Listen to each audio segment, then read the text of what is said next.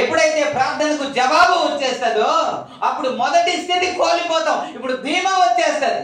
ఎప్పుడైతే ఒక పొజిషన్ కు వచ్చేస్తామో అప్పుడు ఇంకా ధీమా వచ్చేస్తుంది. దేవునికి స్తోత్రం. అప్పటి వరకు ఎంత భక్తితో ఉంటావు, అప్పటి వరకు ఎంత ప్రార్థన పరులుగా ఉంటావు, ఎంత ఆసక్తిగా ఉంటావు. కానీ ఎప్పుడైతే ఒక స్థాయికి అది చూసి దేవుడు నీ జీవితంలో మేలు చేసిన తర్వాత, నిలబెట్టిన తర్వాత ఇప్పుడు ధీమా వచ్చేస్తుంది. నాకేం పర్వాలేదులే, ఇంకా ఏ డోకా లేదులే అనిపిస్తుంది. ఇది నీకు అర్థం కావాలంటే ఇప్పుడు చెబుతాను. బ్రెయిన్ ట్యూమర్ ఉంది అనుకున్నా, లేకపోతే క్యాన్సర్ గడ్డ ఎవరిదో ఉంది అనుకున్నా, అది ఏం చేస్తారు? ఆపరేషన్ చేస్తారా లేదా? లేకపోతే గుండె ప్రాబ్లం ఉంది అనుకోండి, ఆపరేషన్ చేస్తారా లేదా? లేకపోతే కిడ్నీ ప్రాబ్లం ఉంది అనుకో, ఆపరేషన్ చేస్తారా లేదా?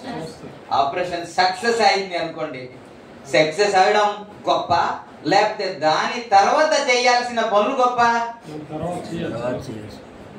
ఇప్పుడు విజయం వచ్చేసింది, సక్సెస్ అయింది, దేవుడు అద్భుతమైన ఆ విజయాన్ని ఇచ్చాడు కాదు కదా. దాని తర్వాత మనం పాటించవలసిన పద్ధతి ఉందే, అదే మెయిన్. విజయం వచ్చేసింది అని ధీమా పడ్డామా, ఏమవుతుంది? మరలా రివర్స్ అయిపోద్ది కదా. కదా అమ్మా, గర్భిణీ స్త్రీ ఏం చేయాలి? నీటిలో అడుగు, చల్ల నీటిలో అడుగు పెట్టకూడదు. చెవులో ఏది పడితే అది తినేయకూడదు కదా. ఈ పాటించాలా వద్దా? పిల్లడు పుట్టేశాడు అని సంబరం కంటే ఉండవలసిన జాగ్రత్త ఖచ్చితంగా ఉండాలి కదా. అదే ప్రభు మాట్లాడుతున్న మాట ఏంటంటే, విజయం వచ్చిన తర్వాత ఇజ్రాయేలు శపితమైన దాని విషయంలో చిరుగుబాటు చేశారు. దేవుడు ఏదైతే చెప్పాడో దానిని వారు పాటించలేదు.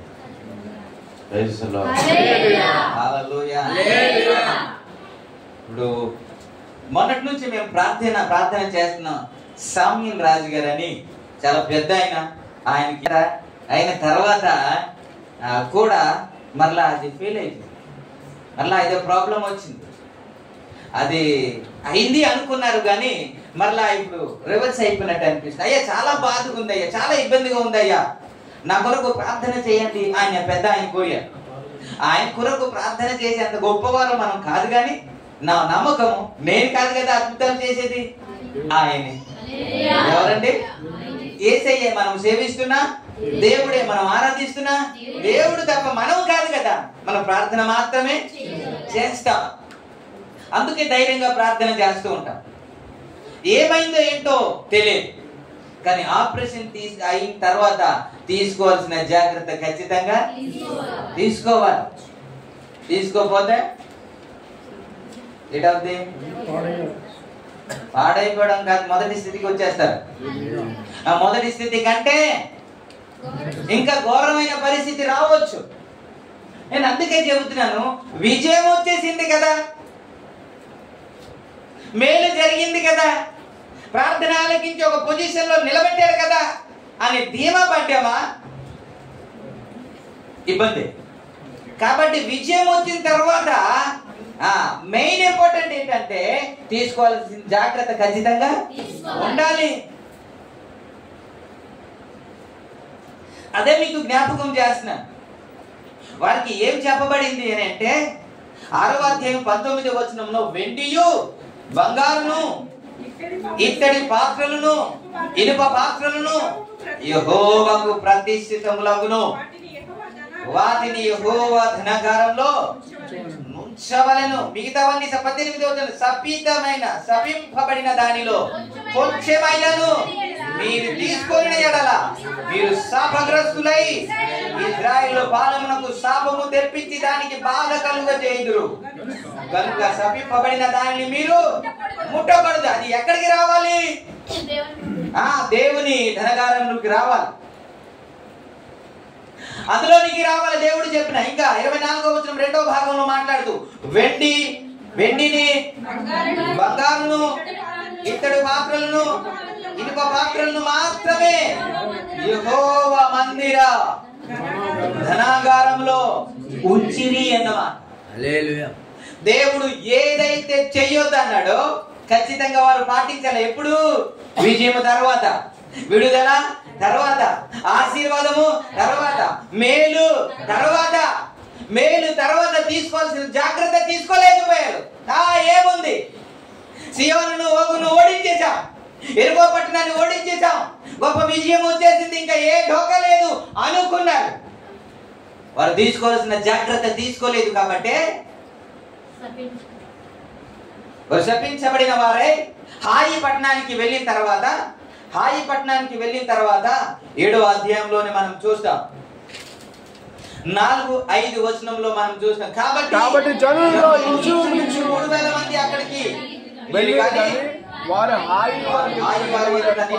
మారిపోయి అప్పుడు హాయి వారు వారిని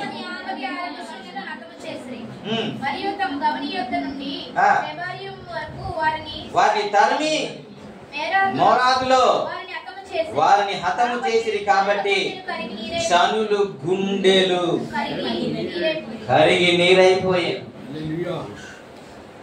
స్తోత్రం, హల్లెలూయా. గొప్ప విజయం పొందిన తర్వాత ఇదేంటి అని అంటే మీరు చాలా మంది చూస్తారు, అప్పటి వరకు గొప్పగా వాడబడతారు, సడన్ గా డౌన్ అయిపోతారు కదా.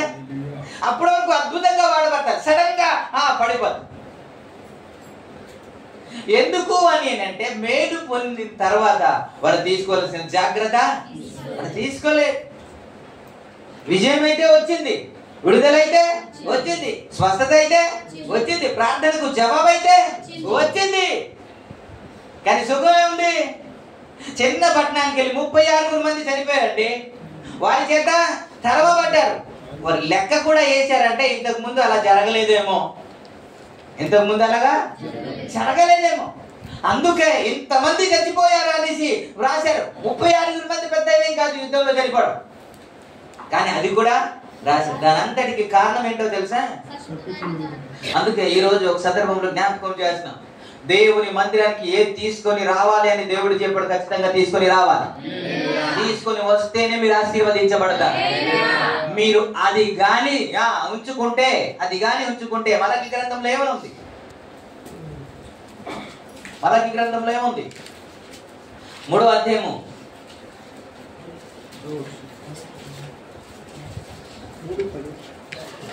10వ వచనంలో, నా మందిరములో ఆహారం ఉండునట్లు 10వ భాగమందు మీరు నా మందిరము నిధిలోని తీసుకురండి. దీనిని చేసి మీరు నన్ను శోధించిన యెడల నేను ఆకాశపు వాకిండ్లను విప్పి పట్టజాలనంత విస్తారముగా దీవెనలు కుమ్మరించదునని సైన్యములకు అధిపతి యెహోవా సెలవిచ్చుచున్నాడు. ఈ జనులందరూ నా యొద్ద దొంగిలించుతూనే ఉన్నారు. మీరు అక్కడ కూడా శపించబడ్డాడు అని అంటే, ఎందుకు శపించబడ్డాడు అని అంటే అది దేవుని మందిరానికి వెళ్ళాలి. అది ఆ బంగారం గాని, సినారు గాని, ఆ పట్టు వస్త్రం గాని ఏదైనా సరే ఎక్కడికి వెళ్ళాలి? దేవుని మందిరానికి వెళ్ళాలి. శపించబడిన వాటిలో దేనిని మీరు ముట్టకూడదు అని యెహోషువ దగ్గర చెప్పబడింది కదా.